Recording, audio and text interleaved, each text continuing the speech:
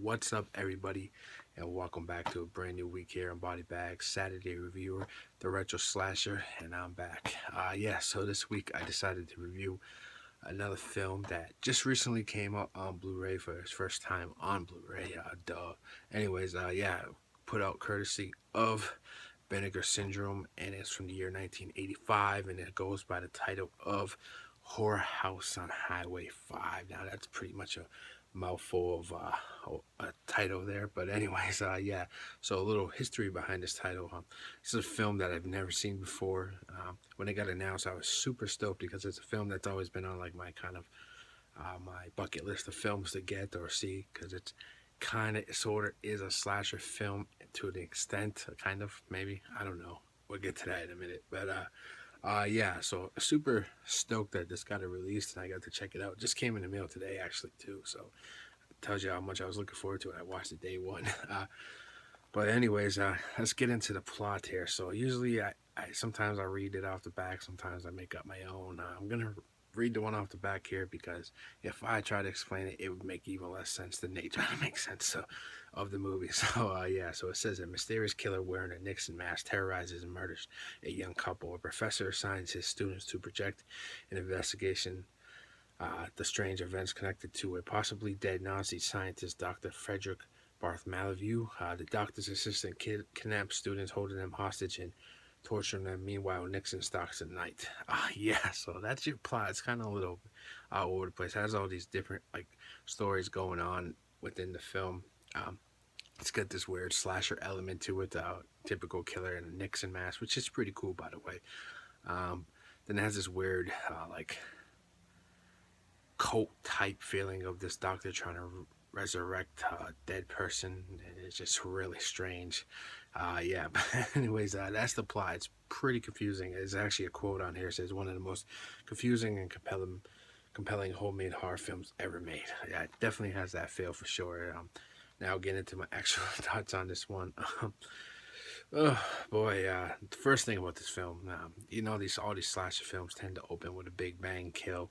Uh, this film tries to do that, but it just drags on for way too long. It's almost like it's about 15-20 minute sequence of the film that takes place before the opening kill. It's just so weird, and man, just now for this film, of course, it is a slasher film to an extent. The body count is not really that high. There's not too many characters in this film. The kills herself are nothing special.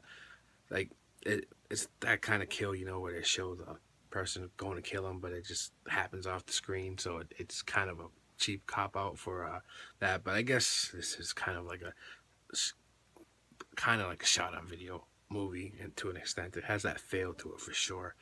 Uh, Yeah, now as to the characters and the acting and whatnot, man, the characters in this film have to be some of the most annoying characters in existence. This one girl, the captive girl, man, she just so bad, man. And actually, all the acting is pretty terrible, man. All this overacting, just is terrible. In my opinion, I don't know any other way to describe it. Not a fan of it. The effects or whatnot are pretty cheesy and corny. The soundtrack's kind of weird too. It's kind of like this mixture of like 50s like pop music and like 80s rock throughout the film. Really strange choice of music in this. And there's also the sound effects in this film. It's kind of reminds me of like a Looney Tunes cartoon. Just these really goofy, overdone sound effects and like footsteps. It's extremely goofy sounding and whatnot. It's just strange how this film came together, man. I can't believe it. Man, I really don't know what else to say about this movie. It's pretty ridiculous and quite honest, pretty terrible and stupid. I guess it's a film that kind of was a little overhyped in my mind for never seeing it, and one that I wanted to see so bad. It was kind of a disappointment watch to it. It's a pretty decent transfer though. It has some good special features and whatnot on here. It's still kind of worth the grab if you're like a fan of Vinegar Syndrome releases. It's still cool to own films like this. Just probably something I might never ever watch again, unless I'm extremely intoxicated or something. Yeah, man, pretty terrible film. If I had to rate this, man, I'm just gonna give it a 3 out of 10. Um, it, One thing I should have mentioned before in this too, I just thought about it when I was rating it. I'm not really sure if they meant to take this film too serious, because the parts where they take serious are actually the funny moments, and the parts that are supposed to be funny are not funny at all. It's just cringeworthy, bad, goofy comedy. It just makes a total disappointment watch. So that's my review of Horror House on Highway 5. It's a 3 out of 10. Pretty bad film. I believe that might be one of my lowest ratings ever here on Body Bags. So hope you guys enjoy. Sorry it wasn't a better film that I chose to review, but sometimes they all can be great. So see you guys next week with a brand new review, which is Spanish film week. So I'm gonna learn some Espanol. Until then, see you guys later. I'm the Retro Slasher. Peace.